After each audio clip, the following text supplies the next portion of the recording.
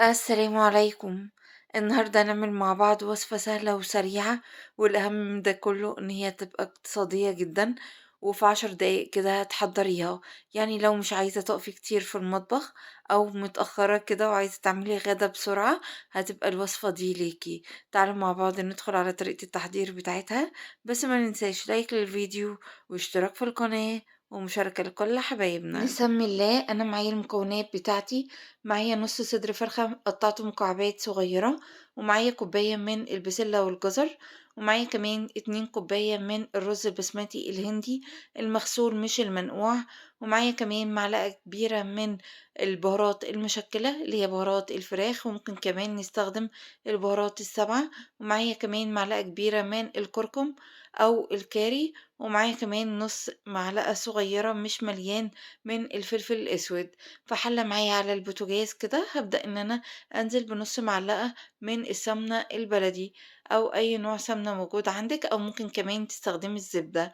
نزلت عليها كده بشوية من الزيت النباتي، سبتهم يسخنوا كويس جدا، وبعدين نزلت كده بكمية الفراخ بتاعتي. بدأت كده إن أنا أفرد مكعبات الفراخ في قاع الحلة أو الكسرونة اللي حضرتك بتشتغلي فيها. وفي الوقت ده كده نزلت بالفلفل الأسود، ونزلت كمان بنص كمية البهارات المشكلة، ونزلت كمان بنص كمية الكركم الموجودة معايا. وفي الوقت ده كده وأول كده ما الفراخ تاخد صدمة، هبدأ كده إن أنا أقلبها بالشكل اللي حضراتكم شايفينه معايا. وفي الوقت ده كده أنا بديها تشويحة حلوة مع البهارات اللي أنا حطيتها وكمان مع المادة الدهنية.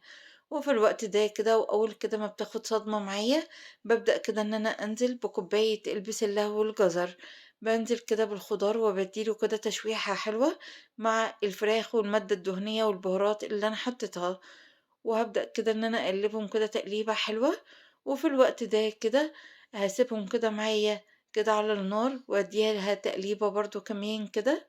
وفي الوقت ده كده أنا عايزة أسوي الخضار بتاعي حوالي 80%، فهابدأ كده إن أنا أغطي عليه وأسيبه كده معايا 5 دقايق. هاسيبه كده معايا 5 دقايق، وطبعا هديت النار للنار الوسط. وفي خلال كده ال5 دقايق هابدأ كده إن أنا أكشف الخضار بتاعي، وأبدأ كده إن أنا أطمن عليه وأديله تقليبة كده. وفي الوقت ده كده هابدأ إن أنا كمان إن أنا أحط له كده شوية من الملح، علشان طبعًا الخضار كده يبدأ يجيب المَيّة الموجودة فيه، طبعًا يستوي بالمَيّة اللي هو يجيبها. وفي الوقت ده كده اديته تقليبة كده، وهابدأ إن أنا أغطي عليه لحد كده آخر ال5 دقايق، يبقى كده الخضار بتاعي استوى حوالي 80%. أنا مش عايزاه يستوي 100%، لإنه لسه هيكمّل تسوية مع الرز. في الوقت ده كده وفي طبق هابدأ إن أنا أطلّع الخضار بتاعي اللي هو البسلة والجزر، وكمان قطع الفراخ. هابدأ كده إن أنا أحطهم كده في طبق وأحطهم كده معايا على جنب. وفي الوقت ده كده وفي نفس الحلة هابدأ كده إن أنا أكمّل باقي الوصفة. في الوقت ده كده هابدأ إن أنا أنزل كده في الحلة بشوية كده من الزيت النباتي. هاسيبهم كده يسخنوا كويس جدًا، وبعد ما يسخنوا كويس جدًا هابدأ إن أنا أنزل بالرز بتاعي، الرز البسمتي الهندي المغسول مش المنقوع. هابدأ كده إن أنا أشوّح الرز مع المادة الدهنية اللي أنا حطيتها. وفي الوقت ده كده وأول ما الرز كده معايا يتغلف كده بالمادة الدهنية، هابدأ إن أنا أنزل بالبهارات بتاعتي. هابدأ إن أنا أنزل كده بالكركم، وهانزل كمان بباقي كمية البهارات المشكلة، وشوية كده من الملح الأبيض. وفي الوقت ده كده هابدأ إن أنا أقلب الرز مع البهارات ومع الملح الأبيض كويس جدًا، هاديها كده تقليبة كده حلوة. وفي الوقت ده كده هابدأ إن أنا أنزل بالمَيّة المغلية. هابدأ إن أنا أنزل بالمَيّة المغلية في الوقت ده، وطبعًا نسبة المَيّة هتكون فوق الرز حوالي عقلة صباع. وفي الوقت ده كده هابدأ إن أنا أدّي له تقليبة، وكده هاغطّي عليه وهاسيبه كده معايا يستوي لحد كده ما يشرب المَيّة الموجودة عليه، مش يشربها كلّها، يعني يبقى في كده بواقي خفيفة. هابدأ كده إن أنا أفتح الحلة وأحط كده باقي كمية الخضار اللي أنا طلّعته كده وحطيته معايا في طبق على جنب. يعني لمّا يوصل كده للمرحلة اللي حضراتكم شايفينها معايا دي، يبقى لسه باقي فيه كده كمية قليلة كده من المَيّة.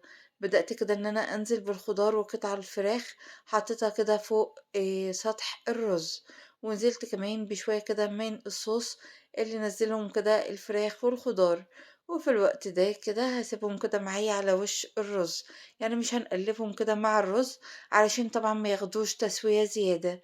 وفي الوقت ده كده وبعد دقيقتين هبدأ كده ان انا افتح الحلة وابدأ كده ان انا اقلبهم كده مع الرز بالشكل اللي حضراتكم شايفينه معايا ده، علشان طبعا كل المكونات تاخد من طعم بعضها وكل كمية الفراخ والخضار تتوزع كده على الرز، يبقى معايا كده بالشكل اللي حضراتكم شايفينه معايا. وفي الوقت ده كده هبدأ ان انا اغطي الحلة واسيبها كده معايا دقيقتين على نار هادية، وبعد دقيقتين هتكون جاهزة معايا. وده هيكون شكلها كده بعد دقيقتين، هيكون شكلها معايا. هابدأ كده إن أنا أدّيها تقليبة، وكده يبقى الرز معايا جاهز للتقديم. هابدأ كده إن أنا أقدّمه كده في طبق التقديم بتاعي. وصفة سهلة ولذيذة، والأهم من ده كله إن هي اقتصادية جدًا، بنُص صدر فرخة، ونقدر كمان نزوّد الكمية عن كده لو عايزين كمية أكبر، والكمية دي ادّتني كمية حلوة جدًا. وفي الوقت ده كده الخضار مستوي السوا المظبوط، كمان الفراخ مستوية برضه السوا المظبوط، وكمان الرز بتاعنا مفلفل جدًا.